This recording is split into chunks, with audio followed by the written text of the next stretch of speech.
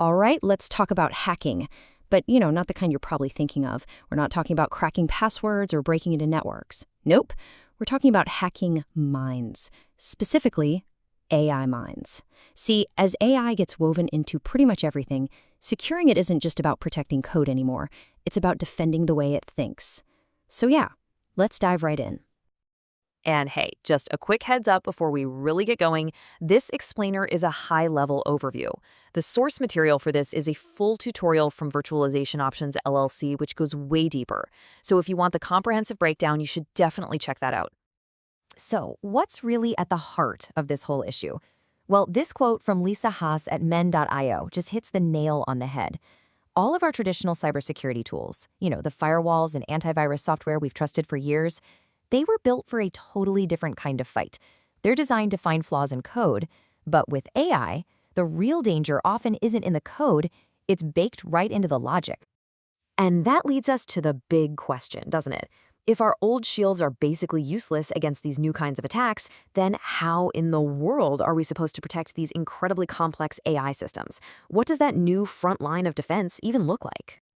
To figure that out, we've got to understand the enemy first. And when it comes to AI security, the threat is, well, it's awfully completely invisible. It targets the very reasoning process that makes the AI work in the first place. This chart right here, it really nails the difference. Think about it like this. Traditional pen testing is kind of like being a digital lock picker. You're looking for a mistake in the code, a weak point in the network, right? But AI pen testing, that's a whole different ballgame.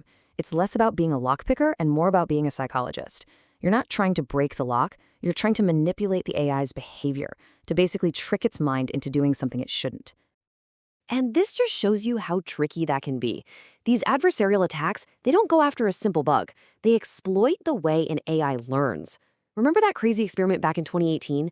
Researchers put a few simple stickers on a stop sign. To you or me, it's obviously still a stop sign, but to a self-driving car's AI, it suddenly saw a speed limit 45 sign. A tiny change, something you'd barely notice, can cause a complete catastrophic failure. And your firewall, it has no idea any of this is even happening.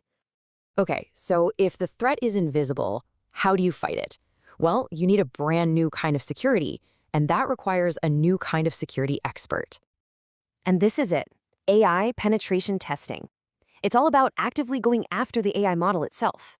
You can think of it like a stress test for an AI's brain. Testers are going to feed it crafted, malicious inputs just to see what happens. They'll try to poison its training data, its diet basically, and they'll even try to trick it into spilling secrets it was trained on. It's like a digital interrogation. This means we've got a new kind of expert on the scene. The people doing this work are this really cool hybrid. They're part cybersecurity pro, part data scientist, part AI engineer. They have to understand not just networks, but the actual architecture of an AI model, like the transformers behind large language models or the CNNs that let an AI see. They live at the intersection of like 4 different fields. It's pretty wild. So what are these new experts actually looking for? What's inside a hacker's toolkit when they're targeting an AI? Let's break down some of the biggest threats.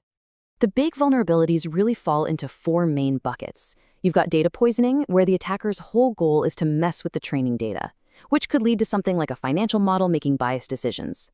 Then there's prompt injection, where you're trying to trick a model into ignoring its own rules. Model inversion is super sneaky. It's like trying to reverse engineer the AI's memories to steal data. And then you've got adversarial perturbations, just like that stop sign example.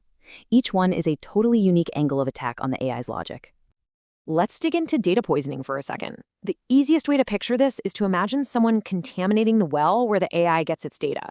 An attacker just secretly slips in a few bad examples, the AI trains on all this corrupted data, and suddenly, bam, it might have a hidden bias or maybe a secret backdoor that only the attacker knows how to open. It's incredibly subtle and really, really hard to spot. And then we have prompt injection. This is the constant cat and mouse game you see with models like ChatGPT. It's basically social engineering, but for an AI. The attacker just writes a really clever prompt that tricks the model into breaking its own rules. And just like that, an AI that was built to be helpful can be manipulated into doing something harmful, all because someone typed in the right sequence of words. So we know the threats, but how do security experts actually hunt for them? This isn't just about random hacking. It's a methodical, disciplined process with a clear playbook.